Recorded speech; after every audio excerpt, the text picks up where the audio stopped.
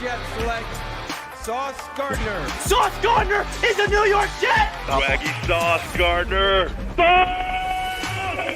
I love Sauce. I love his tape. I love his press technique. I love his confidence. He has everything you want to see in the position.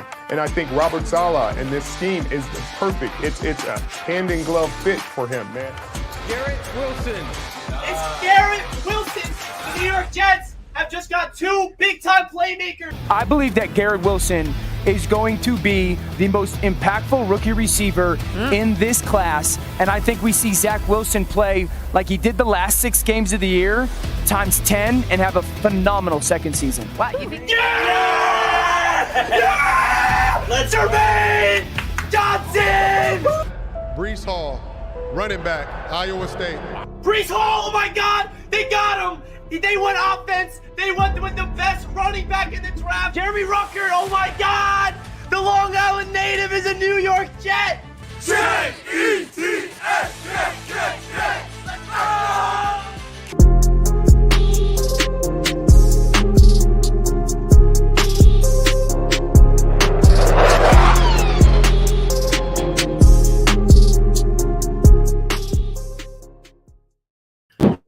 Yo, what is good, Jets Nation? Welcome back to another Jets Media live streaming. Today I got my brother Jack in the building to talk about some New York Jets. And in this one, we'll be talking about our quarterback, that being Zach Wilson, and why I believe he's ready for takeoff in year number 2 because of what Joe Douglas has done to surround him and everything that I think Zach Wilson possesses as a quarterback. So I'm really excited to break down Zach Wilson in today's live stream with my buddy Jack. Jack, how you feel, my man? And really quick before we hear from you, you guys probably already hear it right now, but I have some people in the house right now that's working on some things. So if you hear some banging, my apologies. But Jack, I'll let you take over the mic. How you feeling today, bro? What up, man? I'm feeling fantastic. Loving the intro, loving the hype music with when the stream begins. Feeling extremely optimistic about the state of this New York Jets team right now, and I'm very happy to be here. So thank you for having me on, my man. Always a pleasure to have you on, Jack. We're going to try to get Jack on the channel on a consistent basis now. We're looking at every single Monday, Jack will be joining the show in Jets Media. So everyone show Jack some love in the chat right now. If you want to see Jack more often, smash that thumbs up button right now for your boy. Everybody go smash that thumbs up button as we are back live here on Jets Media. It's been a long time since I've been live. What was it, last week? So let's jump right into it, Jack. Yeah. So the topic of today's show is Zach Wilson. And I personally believe that the New York Jets as an organization has done everything they could possibly do to set Zach Wilson up for success in year number 2. And Jack, do you also remember this? When Robert Saleh called Zach Wilson on the phone last year when we drafted him, Robert Saleh's words were, "This organization is going to lift you, not the other way around." And now I think we're understanding what Robert Saleh meant by that. They go out there and get the best wide receiver in the draft and the best running back in the draft this year, the year after they drafted Zach Wilson to surround him with protection. Playmakers. And then this free agency, what do? They go out there and get the best guard on the market in Lincoln Tomlinson, who's a Pro Bowler. So I think Robert Saleh has been a man of his word so far, and Joe Douglas has learned from the mistake of not surrounding Sam Darnold. So what's your thoughts of Zach Wilson entering year number 2, just in terms of the supporting cast around him?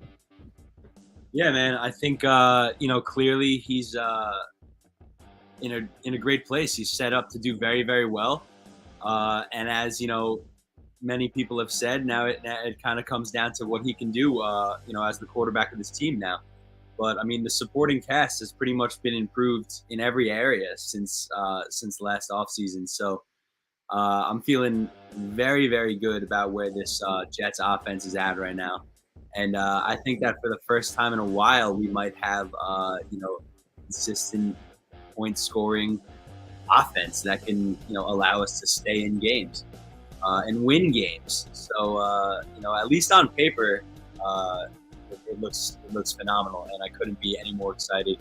I'm just absorbing as much Jets content as I can from every possible outlet these days, and it feels like the season's going on, but the season is still months away. So it's just an incredibly exciting time. Hats off to Joe Douglas for assembling this roster. I mean, look at that roster. That's insane. Yeah, put it up one more time. I mean, that's just absurd right there. We have talent in every position. So, I mean, there you go. You know what's crazy, Jack, is all these people, we know that the NFL is falling in love with the Jets right now in terms of the media. Like, we're the talk of the league. But do you know how many times, Jack, that I've heard NFL analysts say these words, that the Jets are stacked on offense? What does that even mean? I've never heard stacked on offense. I've never heard that in my life, that the Jets are stacked on offense. Guys in the chat, is this ridiculous or what? Like, shout out to everybody tuning in the chat. Let's say hello to everybody before we go any further onto breaking down the beautiful Jets offense that we are stacked all of a sudden. So let's get into everybody. Noah is pumped up. What up, HD Marino? He's pumped up. Here we go from one street to another. Noah can't get enough of Jets content. Week 1 needs to hurry up. Hell yeah, Noah. Appreciate you tuning in. Jets forever. Always in the chats. Appreciate you, my man. Elena says, cannot wait for the season. Same. Thank you so much for the support. Appreciate you tuning in as always. Noah says, what's good, Richie and Jack? What's up, brother? Mark, what's good, Richie? What's up, Mark? Captain Zach, you already know. Jets forever. You already know. What's good, VR? What's good, Matthew? Appreciate you tuning in as always, my brother. Robbie, appreciate you tuning in. Good evening. And Phenom, what's up, boys? Appreciate everybody tuning into the chat, man. Really does mean a lot that you guys are tuning into these live streams. If you're watching this right now on live or you're watching a replay and you did not hit that thumbs up button, please make sure you do so. I would greatly, greatly appreciate that. It means a lot to the channel. So, Jack, let's get right back into this thing. So we were talking about this Jets offense is stacked, and I made the thumbnail of this video and then made the title of this video. Zach Wilson is ready for takeoff in year 2. And the reason I say that is because of this supporting cast around him, and then we're going to get into Zach Wilson as a quarterback. So do you just want to give your overall thoughts of the narrative that the Jets are now stacked on offense based off looking at this screen right here? I mean, looking at this screen right here, I would say those reports are accurate. Like, I don't know how else to describe it. I mean, it's still, you know, obviously we have our Jets fan bias taking over. You could easily say, well, half of these guys, you know, still need to prove that they can play in the NFL. You know, looking at Garrett Wilson, looking at Breece Hall, looking at Jeremy Ruckert, looking at Mims as well.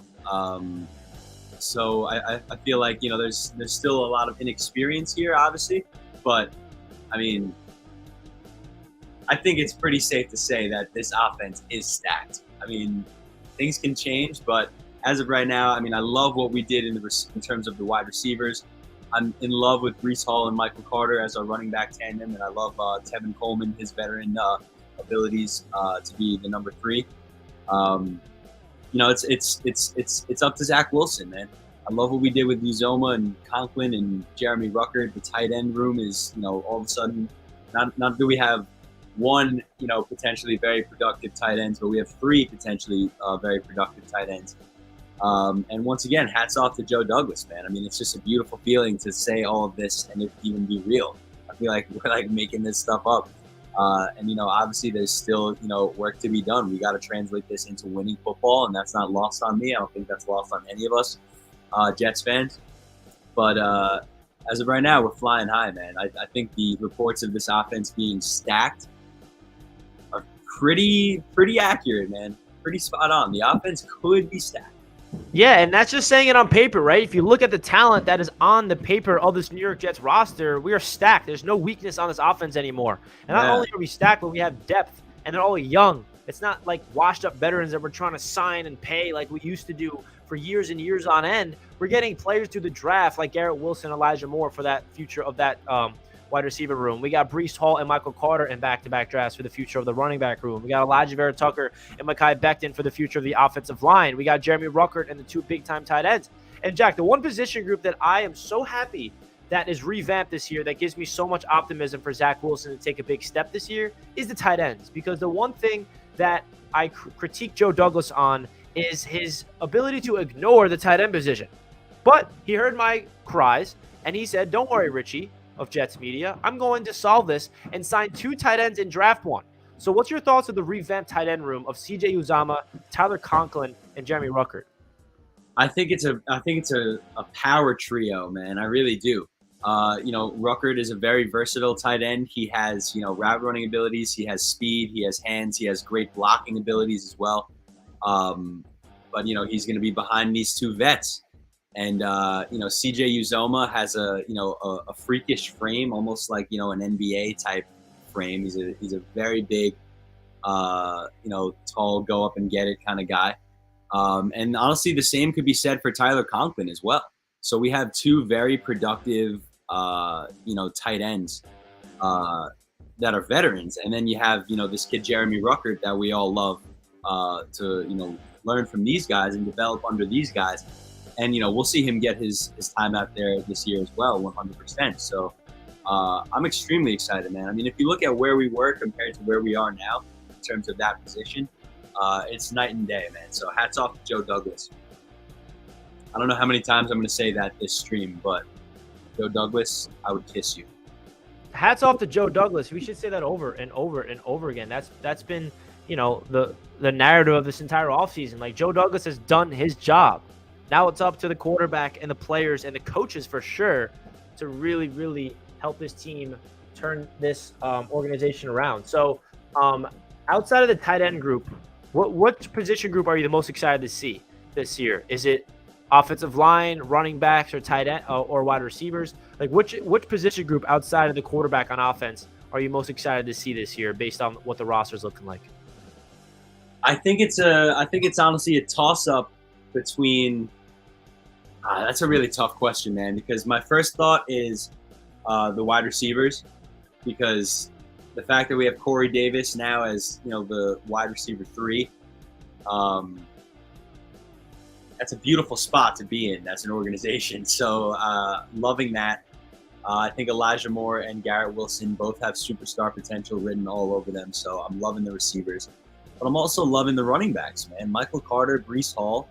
I think they could be a monstrous tandem. And, if you look at the way the NFL has been trending over the last, many years now, honestly, you can't just have one productive running back. You need at least 2.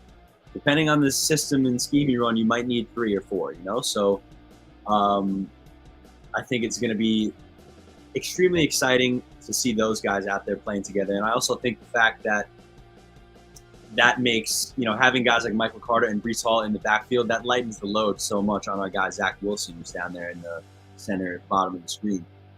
So I think that's super important. But also, man, I'm very excited to see this offensive line. I really am. I want Mekhi Becton to come back and be the monster that we all know he can be. And I love the Tomlinson signing. And AVT is a dog. I love where we're at all of a sudden, pretty much through the entire offense. I mean, we just spoke about the tight ends. I could lob them in there too, man. I'm literally excited about every position because every position group has been improved.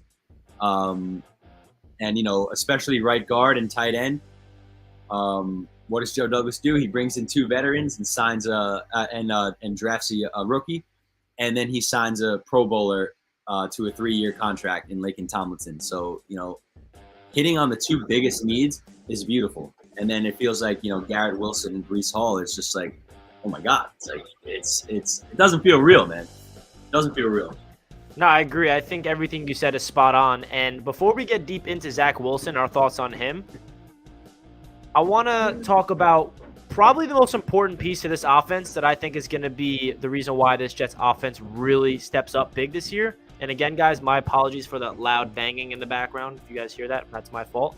But a big reason I have a lot of optimism, Jack, for this offense to really click is continuity. We're going into the same system for not only just for Zach Wilson, but for Mike LaFleur. He's coming off his rookie season as well. Mike LaFleur showed us Jets fans what it's like to be a creative offensive mind.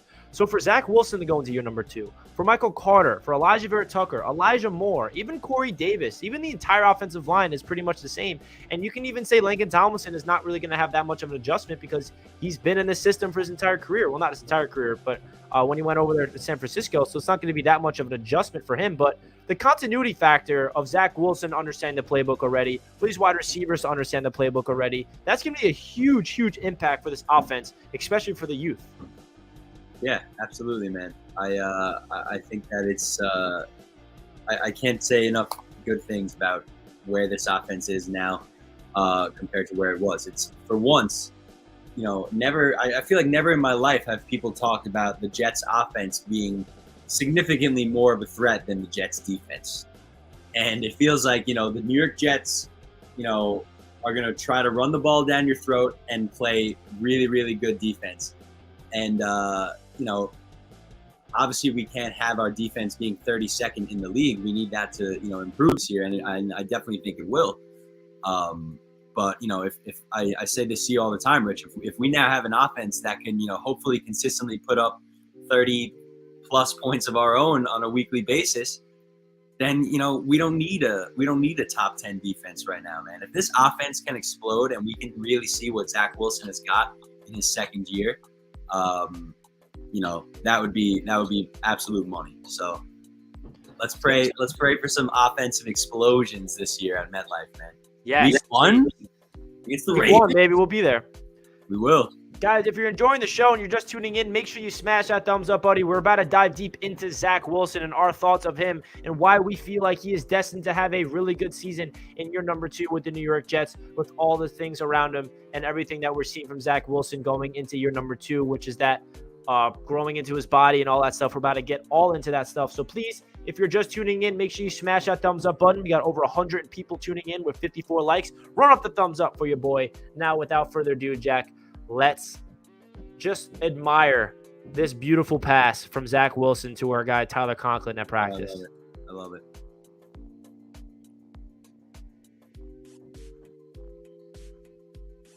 Oh, yeah. You got spiral. Oh, yeah. It's just a thing of beauty, man. A little laggy. Little laggy, but I'm sure we've all seen this clip at least 15 times by now, because I know I have it. I've watched it on repeat. And just look at it. That video you showed me last night was fantastic as well. Shout out to Conklin who made that on Twitter. Oh, yeah, I know what you're talking about. All right, so it's a little laggy, so apologies for that. But there's a lot of buzz around Zach Wilson right now, Jack, because he is showing up to OTAs looking like a different person. He looks like he grew into his body a little bit, and I think you and me both knew when we drafted him and we saw him as a rookie, we were a little like, wow, he really is a little small for a quarterback in the NFL. He needs to grow into his body. I always thought that's going to happen as a rookie, but he really needs to show up in year number 2 looking like he gained weight in terms of, muscle, and he's growing into his body and he's maturing. So what's your thoughts of Zach Wilson getting a lot of praise? It's not even just us as fans, but the players in the Jets organization's talking about it. Robert Saleh says that he looks beefy in a good way. He gained muscle, but he still has that loosiness in his arm. And even like NFL analysts and other people around the league are looking at these pictures and like, whoa, Zach Wilson looks like a different person physically. So you think this is something that is worth talking about, that he is growing into his body? What's your thoughts of it? Yeah, I think, definitely worth mentioning. I don't think it's something to, give too much thought into. Like you said, I think it's a natural part of the process of entering this league and, going from a rookie to a second-year player to a third-year player and so on, But it's definitely a great thing. We some of us, me and you included, were definitely a little skeptical just of Zach Wilson's, overall kind of appearance upon drafting him. But, you see the talent on the field, and, I could give a crap less about the way he looks. But in terms of gaining muscle, it's definitely, a positive thing. It's just not something to, it's not going to, make or break him as a player. What's up, Richie? Peeking over there on the side. But yeah, it's not going to make or break him as a player. There are more, fundamental things that I'm looking for Zach to improve on this year, rather than just, building up a little bit more muscle mass. But it's definitely good to see, man. I mean, the one positive I'll really take from that is that he's clearly serious about, his role on this team and being the leader of this team, and about, working just as hard in the off season as you do during the season. And the fact that, he worked out with his teammates in 3 different states this off season and was, constantly grinding, it seems like, that's definitely a very positive thing. So yeah, it's good to see, man. He looks like like a starting NFL quarterback. Yeah, like I feel like last year, Jack, when we saw him take all those hits, especially week number 1, it was a little concerning. Like, is he broken? Like, is he going to be able to take those hits? And obviously, we don't want him to take any hits this year, but it's football. You're going to take hits, even though the offensive line has improved. But for him to gain this muscle, that's important because he needs to be able to take hits, get up, which he did last year. I feel like he did show a little toughness to him. I'll never forget week number 1, Jack. He went out there in the fourth quarter, and what happened? Yeah, he got absolutely demolished on a play where, to the point where I was at the game and I was looking around like, oh my God, is he like done? Like, did he just get collapsed? Because like 3 Panthers just put their entire body weight onto him. And as a rookie, knowing his body frame, I'm like, the worst just comes to my mind. I'm like, oh my God, no. Because we already knew that Mekhi Becton went down earlier that game. And I was concerned. I'm like, wow, how is he going to rebound from that? And how is he even like not hurt? And then what does he do? On the next play, he fires a touchdown to Corey Davis. And I was like, wow, that was sick. That showed toughness. That showed a grittiness to him that you need in a rookie quarterback, especially a quarterback that's playing for a New York team like the New York Jets. So even though he's not physically, like like a Josh Allen or like a Herbert, where they're 6'5", big frame and can like do all that things, I feel like he showed a toughness factor to him last year that I was impressed with. So let's get into that, Jack. I want to get your thoughts of Zach Wilson's rookie season and what you want to see from him to improve, because obviously last year, there's no denying he did not have a good season. You look at the numbers, he was bottom of the league in every single category. He started off the season really bad. He finished off the season on a high note, 5 straight games with no interceptions, had that phenomenal game against the Buccaneers that he went toe-to-toe with Tom Brady and was really looking good in terms of playing within the pocket and throwing within the pocket and playing within the structure of the offense. But there's no denying that Zach Wilson needs to improve. And so what's your thoughts of Zach Wilson heading into year number 2? And what do you think those things that he needs to work on in order to take that step in year number 2 is? Yeah, listen, there's a lot of positive things that we saw from Zach's game last year, from his his season last year rather. His big play potential. I go back to that same game we were just talking about, week 1, those 2 touchdowns to Corey Davis. Well, the second touchdown wasn't, crazy, but the one long touchdown and then the other long throw. The big play potential is definitely there. The arm talent is definitely there. He can make, throws that other quarterbacks would definitely struggle with. Shout out to Paul Miano in the chat. But yeah, the negatives for Zach, I think definitely, the decision making, which we did see an improvement on towards the end of the season, as you just stated. 5 straight games without a turnover or without an interception. I don't remember whether he fumbled or not. But I would say the accuracy on the short to medium passes as well is definitely something maybe to be concerned about in his game. I don't know, man. Just reporting on what I saw out there, it seemed like he can make these mystical looking deep throws, and you're like, how the hell did he do that?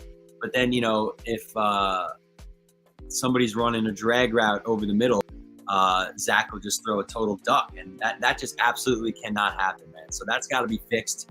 And I do think it's fixable, but then there's a lot of people that say you're either accurate or you're not accurate. So I would love to see, him become more accurate in that short to medium game. And I just want him to, grow into his, and I think he has, pretty much starting this offseason. Not that he wasn't a leader at all last year, but I think just growing into this leadership role. He has 1 season already as, a franchise quarterback for one of the biggest market teams in, the biggest sports league in the world. And he has a year of that under his belt already. So I think, transitioning into year number 2, keeping his foot on the gas and just, it's not going to be that difficult for him to have a better season statistically than he did last year. I mean, he better have a significantly better season stats wise, but from a leadership perspective, I think, just really growing into this role, I think he's, come a long way already in the offseason from all the reports we've seen of him working out with his teammates and traveling to work out with them. But yeah, I think that he's definitely on a good path. He's got some things that he needs to work out. Hopefully the decision making will stay on course the way it did towards the end of last season, and we won't, ever see another game with him throwing, 4 interceptions again. Or at least I won't be at the stadium for that game. I'd rather be on this couch right here for something like that. But yeah, man, he's I think he's definitely going to improve, but I'd like to see a significant jump in year 2. And I think, with the roster that Joe Douglas has assembled around him, I think that's certainly possible, man. So if he cleans up those short to medium passes, and just if the decision making stays consistently good, he's just got to protect the football and be a leader, which I know he can be. So I'm so excited for Zach in year 2. So many analysts around the league are claiming that Zach is going to be the most improved quarterback in year 2. It's not even close. That stuff makes me nervous to hear that from other people who are giving totally unbiased takes, because I'm like, Jesus, this like kind of needs to happen now. Otherwise, we'd just look like a crap team again. But yeah, man, I think that all the potential is there, and hopefully it comes together for Zach, man.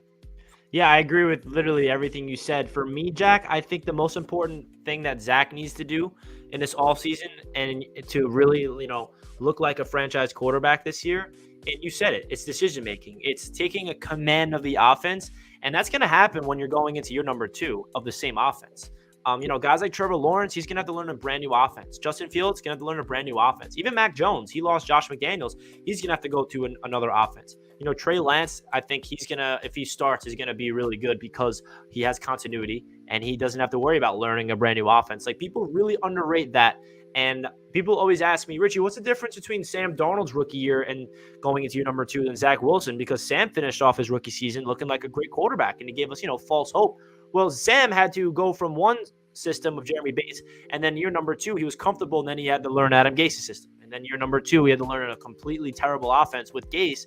So for Zach Wilson to not have to learn a brand new system again, and for him to know the system and know the ins and outs of it, because Robert Saleh was where was this? He was talking about Zach Wilson either on a press conference or an interview, and he said the most important thing that he's looking forward to for Zach Wilson to take that next step is the decision making. It's not thinking on the field. It's the play's called, and while Mike LaFleur is calling the play in his ear, he knows the rest of the play before he even has to say the rest of it, right? That's when you're a veteran, savvy quarterback in this league, like the greats like Aaron Rodgers and even Brady, and the greats like Peyton Manning and all those guys.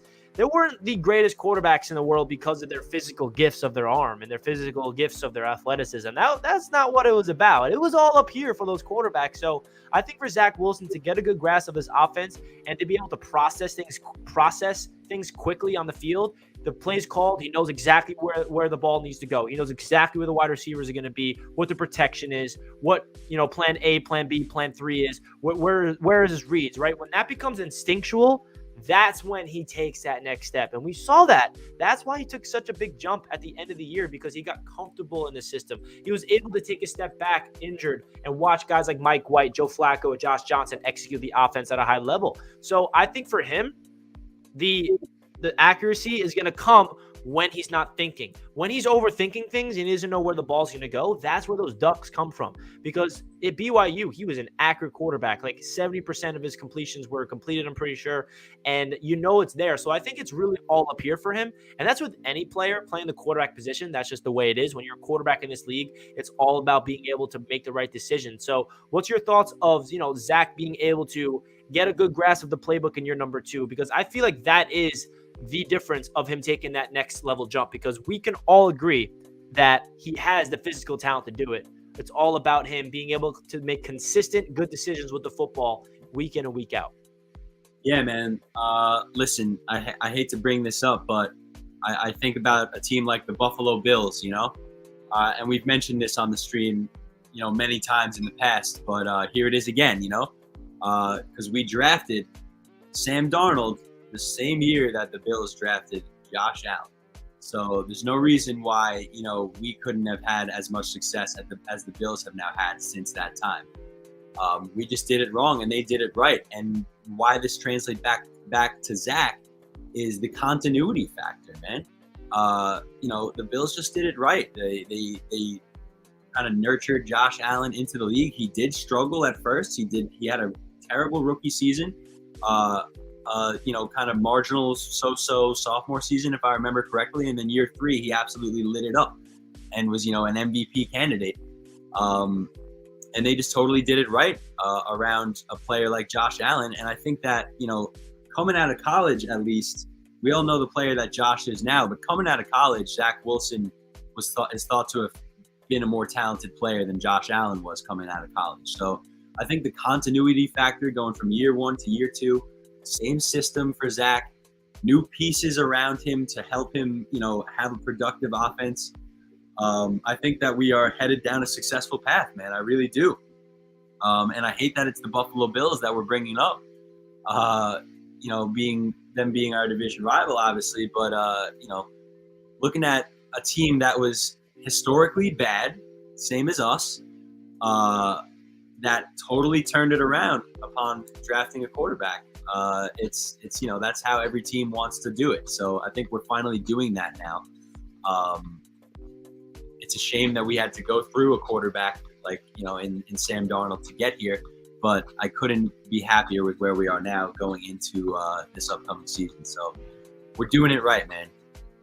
We're doing it right. We're doing it right indeed, man. That's all I asked is continuity, staying in the same system, having a quarterback to groom properly. And let's get into our expectations for Zach in year number 2, right? Obviously, we want him to improve.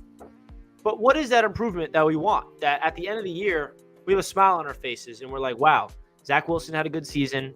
And I'm excited to see him in year number 3 take another step, right? I don't think Jets fans should expect him to light up the league in year number 2, right? Because I made the title of the stream, Zach Wilson is ready for takeoff in year 2. I don't mean he's ready to light up the league and become a top 5 quarterback. I think he's ready to take off in terms of really becoming that quarterback where people look at wow, he is potentially going to be a very good quarterback if everything keeps going his way and the Jets keep adding talent. He keeps making those progressions. So a realistic sense, Jack, what do you want to see from Zach Wilson statistically wise and just him as a quarterback in year number 2? So by the end of the season next year, wins included, we can say with a straight face, Zach Wilson could be, and I have confidence in saying that he's our franchise guy. What does he need to do to prove to you this year where after the season you can say that comfortably? Getting into numbers is always tough for me.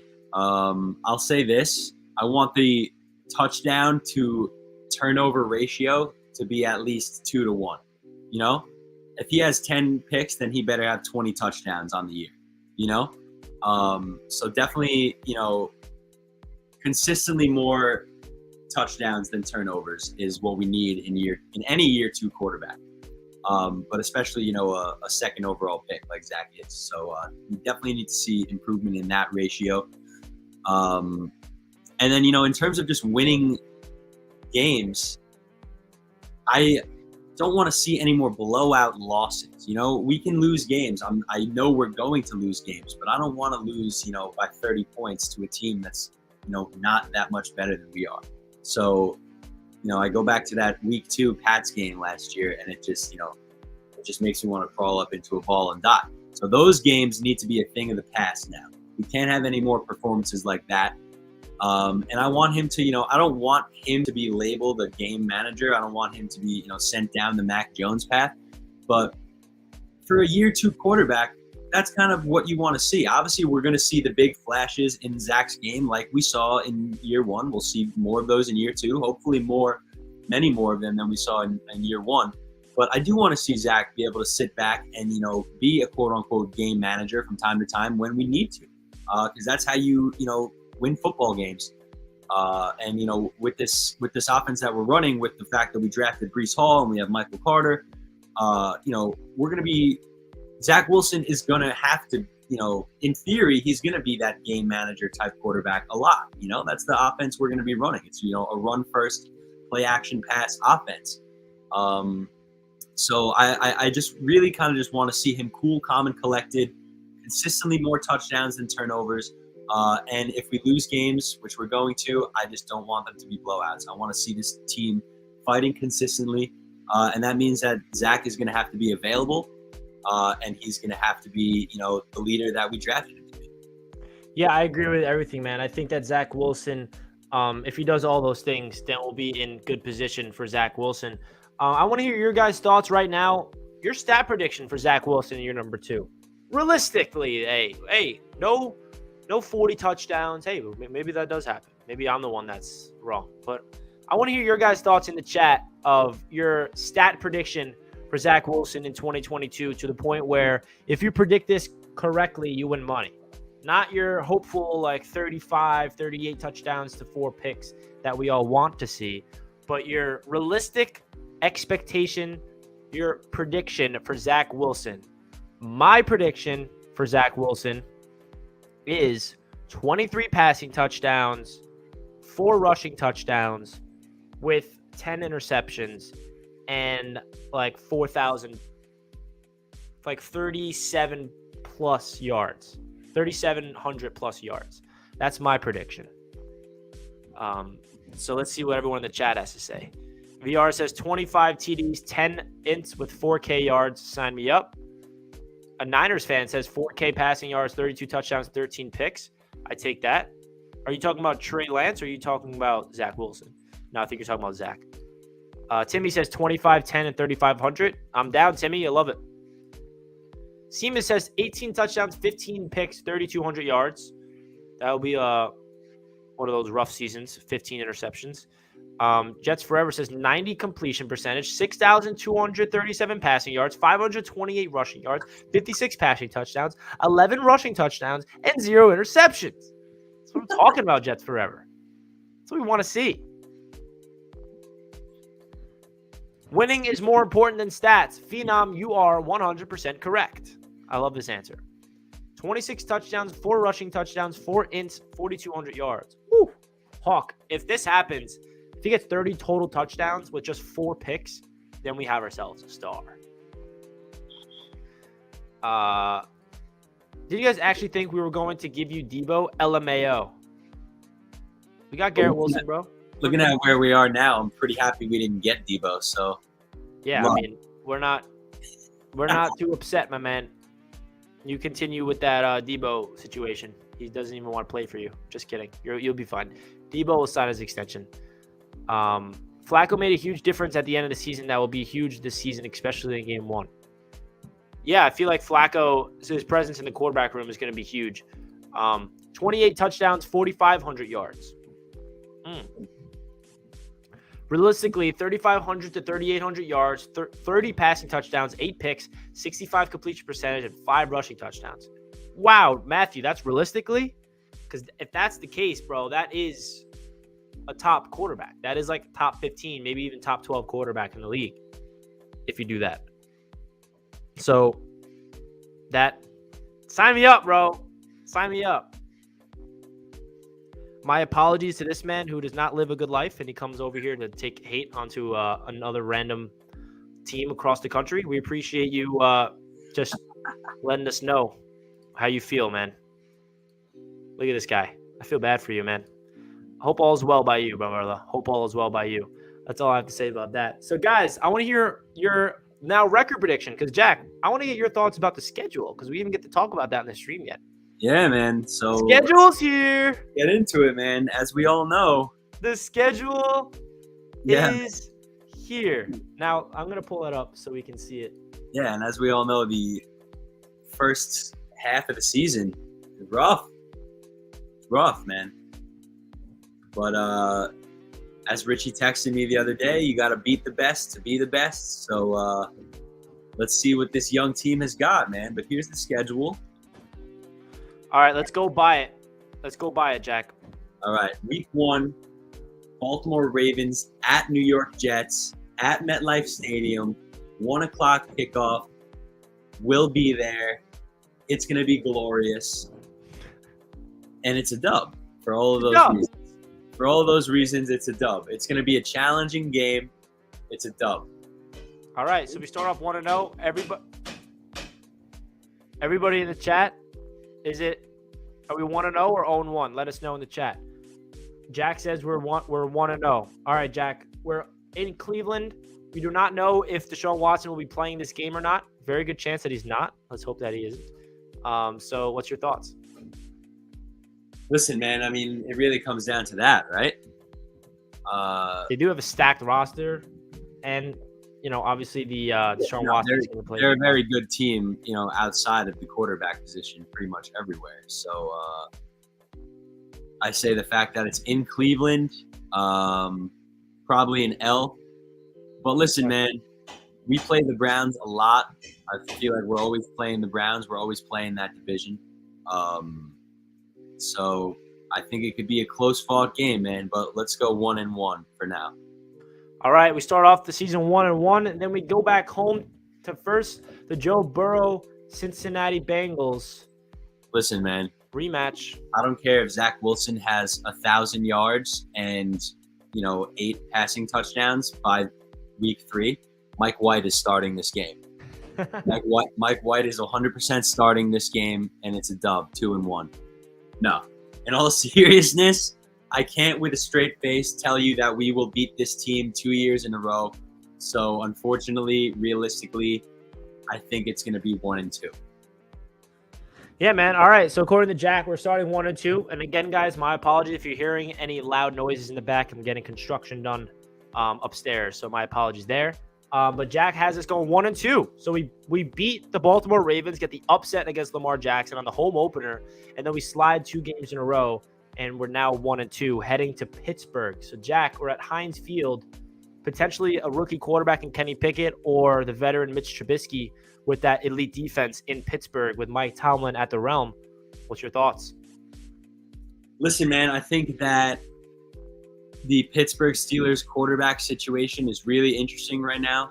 I'm not too high on either Trubisky or Kenny Pickett to do a great job this year. So I think it's a very winnable game, man. But you got to give credit to where credit's due. Mike Tomlin is probably the most underrated head coach in the NFL. The Steelers are just a winning culture. They still, did they have their first losing season ever last year, or did they manage to not again? Because now it's 15 straight years that Mike Tomlin hasn't had a losing season. Yeah, they won 9 games, 9-7-1 last year. Yeah, they just figure out how to win games, man. So it's definitely going to be tough. But this is a new New York Jets team. So we're 2-2 after week 4, baby. We're going into Heinz Field. Sorry, Kenny Pickett and Mike Tomlin and co. But we're getting that dub week 4, baby. 2-2 going into the Dolphins at home. That stadium would be electric, and we'll also be at that game because, Richie. Because, by the way, guys, if you were to not know already, I announced this on the channel, but now Jack has transitioned this beautifully to give this another announcement. I will be having the first ever Jets Media Day, week number 5 in MetLife Stadium against the Miami Dolphins. And what that means is I'm organizing an event with the New York Jets. We're going to have a huge group outing, and we're going to have a huge Jets Media tailgate. We're all going to sit and watch the game together if you buy the tickets through me. And then we're going to all have free access to MetLife Stadium's turf, the field, after the game, where we can all take a huge picture, group photo, Jets Media Day. All you guys that were there can all be in the photo, and we can all take individual pictures, and you can all be part of the Jets Media vlog for that. So if you're interested to be a part of the first ever Jets Media Day, that I'm trying to make this a yearly thing, shoot me a DM on Instagram or Twitter, or you can email me, which is down below in the description, so you can be added to the priority list. I already have 12 people on the priority list. If you guys already DM me, so your name's already here. So when those tickets do become on sale and I get more information on that, you'll be the first one to be notified about that. So again, guys, Jets Media Day, all that stuff will be announced, I think, in June. That's when it'll be finalized. I'm still trying to organize everything. Got a lot of cool things planned, and I hope to see you guys there at MetLife Stadium during Jets Media Day. So again, if you want to be added to the priority list, shoot me a DM or an email. Appreciate that. So Jack, we're 2-2. It's going to be a phenomenal day. I just want to say something real quick again about that.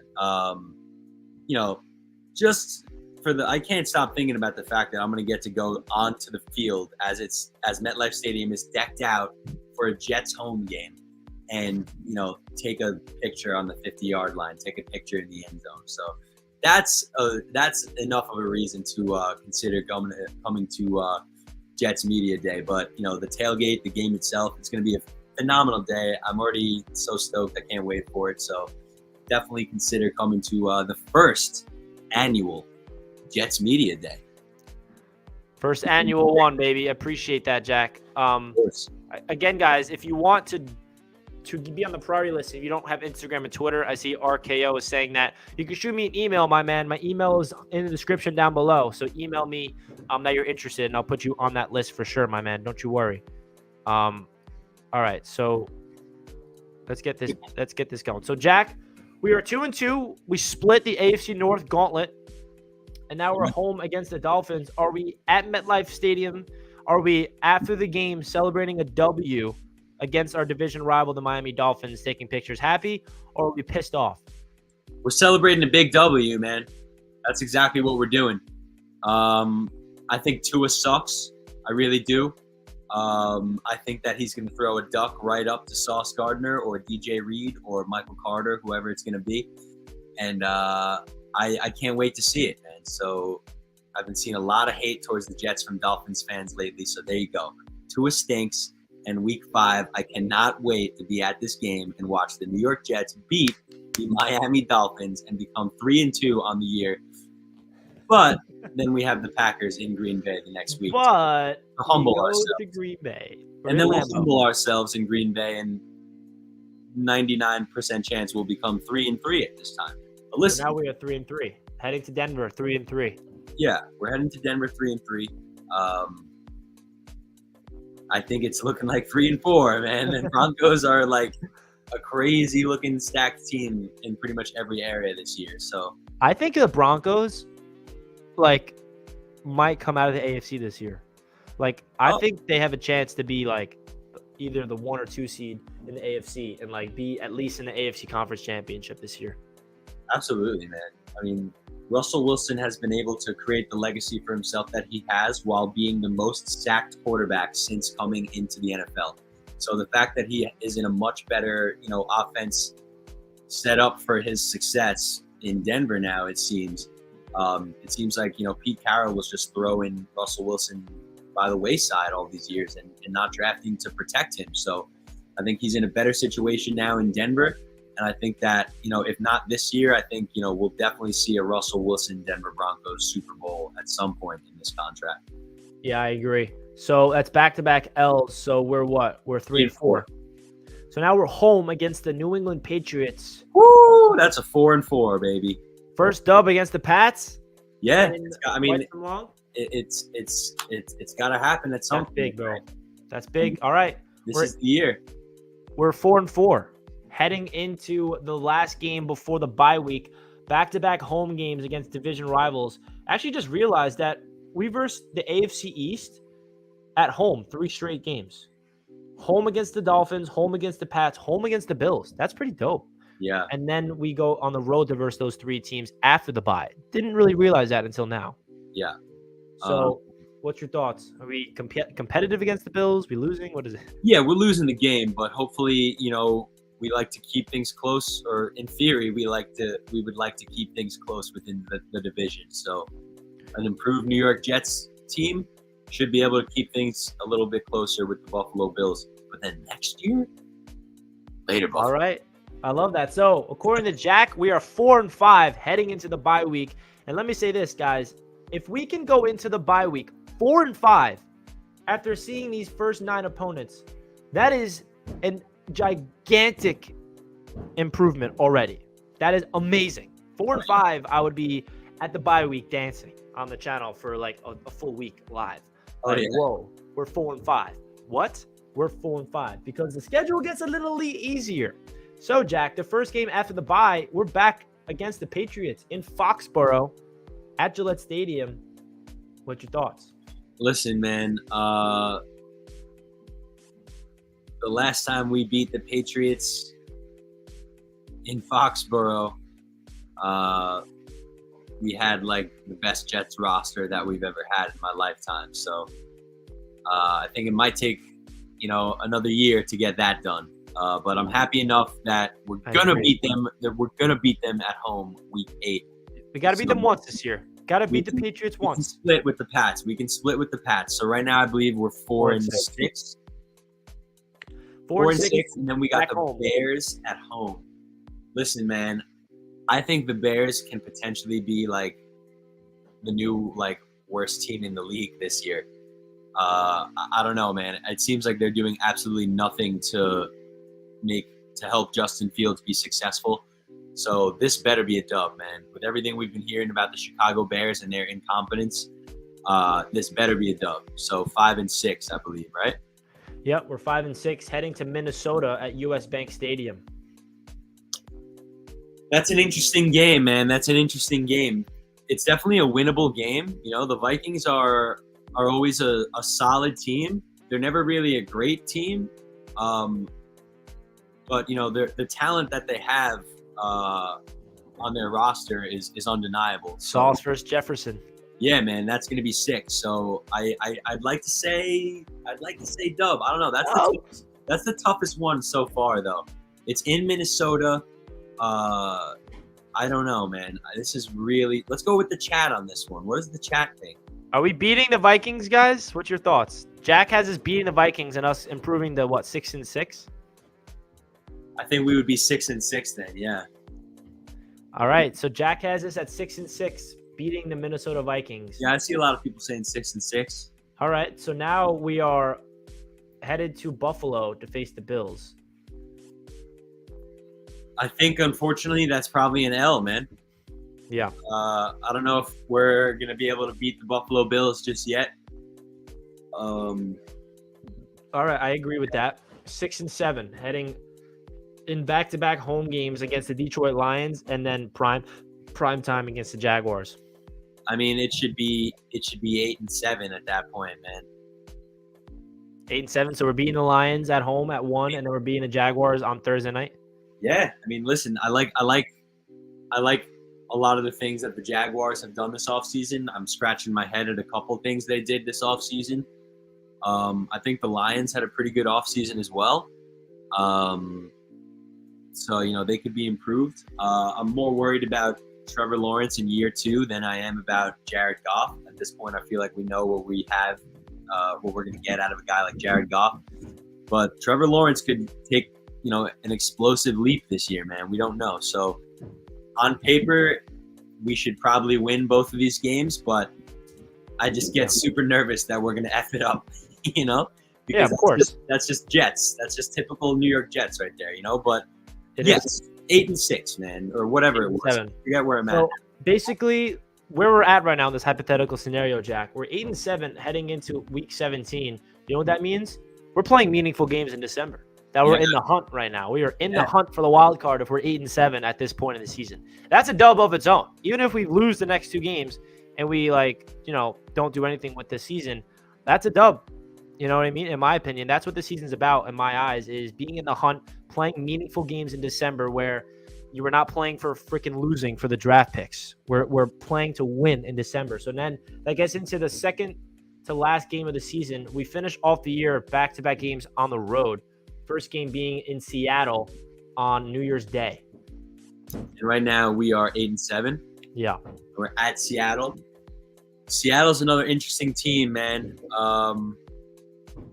Don't really know what kind of moves they have made or really not made, rather, at the quarterback position.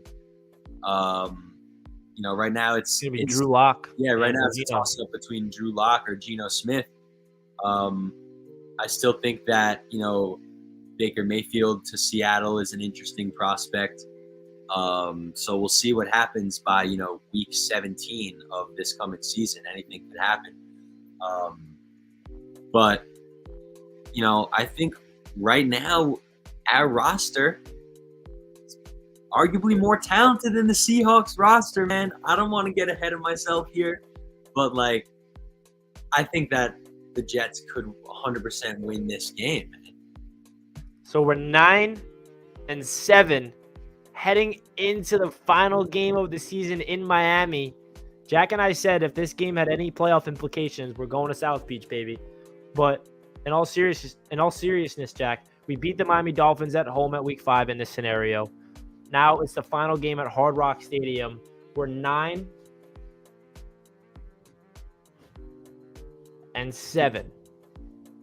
What's your gut telling you here? You know what my gut's telling me, Rich? You know what my gut's telling me? Hold on. What's your gut telling you? 10-7. Oh, 10-7. Jack has the New York Jets going 10-7. But that would mean playoffs. I'm gonna print this while I'm live right now. What up, schedule? You know, like. All right, so Jack has the New York Jets finishing the season 10-7 after going through the whole schedule. Now, what needs to happen for that to happen, Jack? Obviously, we need to stay healthy. That's the most important thing. And I mean, Robert Griffin III, RG3 on NFL Live said the Jets should win 10 games. And Damian Woody was in that segment with him, and he was looking at him like, what's going on here? Like, what? And then Adam Schefter was there, and Adam Schefter thought it was funny. But RG3 thinks that the New York Jets have talent to do it. And if all these people think it's possible, why can't it happen? So what needs to happen for the Jets to win these 10 games that you just said? You know, we need to not play perfect football. Obviously, it's very difficult, basically impossible to ever play perfect football. But, you know, we need to see a clear-cut improvement in every category from Zach Wilson. I think that, and I know we say this every offseason, but at least on paper, this is finally the year that we will have the pass rush that we've been waiting for. And that will, you know, get Zach Wilson back out onto the field, result in more points for us. So Zach Wilson, the pass rush, we need to see, you know, an improvement in this coaching staff as well, you know, because as you mentioned way earlier in the stream, as we all know, you know, Robert Saleh is going into his second year as a head coach. LaFleur is going into his second year as a coordinator. Same for Ulbrich. So this staff is, you know, developing and learning along with these young players. So we pretty much just, you know, need to see an improvement across the board from everybody. And of course, you know, as you mentioned, the health factor as well is crucial to that. Listen, are we actually going to go 10-7? Probably not, man. There's going to be like when we spoke about the Lions and then the Jaguars, you know, like there's going to be games where it's like we should have won that game and we lost that game. That happens to every team every year, and God knows it happens to the New York Jets. So there's going to be those games. You know, do I think that, you know, 8-9 is a more realistic record? Yeah, probably. And I would be stoked with 8-9, man. But if you look at, you know, the 10-7 thing, that's just based on, like, you know, on paper, should our roster beat this roster? I think this roster does have the capabilities, like RG3 said, to win 10 games. On paper, this is a 10-win team, for sure. Wow. I love it. And you know what a 10-win season means, Jack? The playoffs. Playoffs. So the New York Jets are in the wild card. I don't know what I would do. We were watching the Rangers game with a couple of our buddies last night who are like actual hardcore Rangers fans, and me and Richie aren't really that into hockey. So we were like imagining, like, I can't, like, because our friends were jumping around, screaming, they couldn't breathe. Like we were just, it's been so long since we felt anything like that. So if this is the year, man, I mean, can you guys imagine, you know, being back in the Yoffs? So have a year. Continuing the prediction, Jack. We're 10-7. We're in the wild card. Mm-hmm. What happens to the wild card? We losing? We winning? Listen, man, I don't know. Like, I honestly, like, wouldn't even care. Obviously, I would love for us to win and, like, have it be one of those crazy stories and, you know, go on a run. But, you know, if we made the postseason, that would be, I would lose my mind. I wouldn't shut up for a year. So it would be fantastic. Is it going to happen this year? Probably not. But again, this roster on paper is more than good. I think it's, you know, bordering on very good. I love it, man. I don't know what I would be doing on this channel if that does happen, if we go 10-7 in the exact way that you said it, and we finish. First of all, we finish off the season in your prediction, winning 4 straight games. We beat the Lions, Jaguars, Seahawks, and Miami. 4 straight. Those are all 4 of those are winning. We're going into the playoffs red hot. I was about to say, you know what that means? We're going into the fucking playoffs red hot. Who's next? The Chiefs? What do you want, Patrick Mahomes? We'll take anybody, man. Broncos? Give us the Chiefs, give us Herbert, Bengals? give us Russell Wilson. We'll take anyone, man. We're coming. We are. Who's first in week 1? Oh, we beat you? Who's there in the divisional round? Oh, hey, Buffalo. Oh, you beat us twice this year? Well, we're going to beat you for the 3rd time because we knew what was good. And Josh Allen's going to be destroyed by Jordan Whitehead. And then we're that team in the AFC Championship in Denver. Oh, we have experience against Denver. You guys beat us earlier in the season. Well, we have a game plan to rip your hearts out.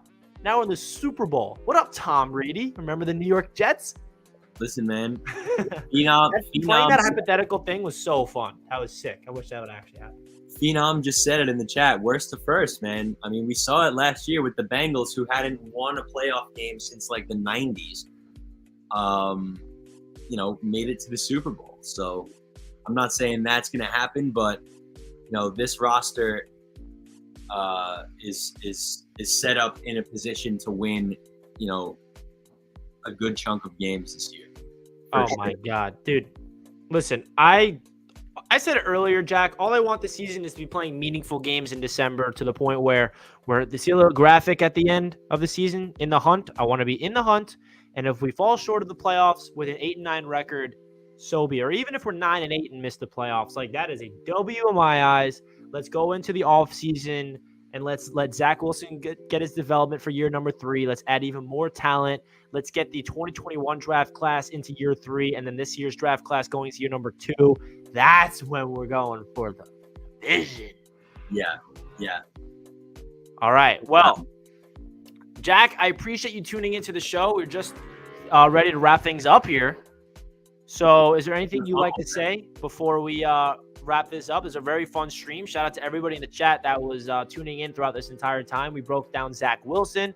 Jack gave us his record prediction. We had a lot of fun in today's stream. So anything you'd like to say before we end it up? Yeah, man, this hour really flew by, and it was so fun to get back into some Jets. And shout out to everybody in the chat for making it interesting as always. And yeah, this team is set up to do incredible things in the near future, man. So I couldn't be any more excited. To get back to MetLife in September. Week 5 for the Jets media game. Once again, everybody should really consider coming to that. It's going to be a fantastic day. And yeah, man, there's just so much good stuff coming for all us Jets fans in the future. So I'm just happy to be a part of it all, and thank you for making it happen, my man. Hell yeah, man. Always a pleasure having you on the stream. Everyone loves you. Everyone misses you when you're not on the stream. So we're going to try to get Jack on the show every single Monday. So stay tuned for that. Jack Monday coming your way every week. So again, guys, I appreciate all the support. If you guys did not already, make sure you hit that like button so we get to 100 likes. We have 95 likes. Help me get to 100 right before the stream ends. That would mean a lot to the channel. We appreciate all the support here on Jets Media. And again, if you want to be added to the priority list for Jets Media Day, shoot me a DM on Instagram and Twitter, or shoot me an email at richiemalora4198@gmail.com. Thank you guys so much. I love you all. Let's go Jets. And I'll see you guys later. Stay tuned. I got a video uploading later today. Actually, it'll be uploaded right now of my rookie profile on Jermaine Johnson II, defensive end, Florida State University. We didn't even mention him once in this stream or anybody else besides Zach Wilson, to be honest. And it felt pretty good. Rookie of the year for Jermaine Johnson. Let's go. Love you all. Stay tuned for more content, and let's go Jets.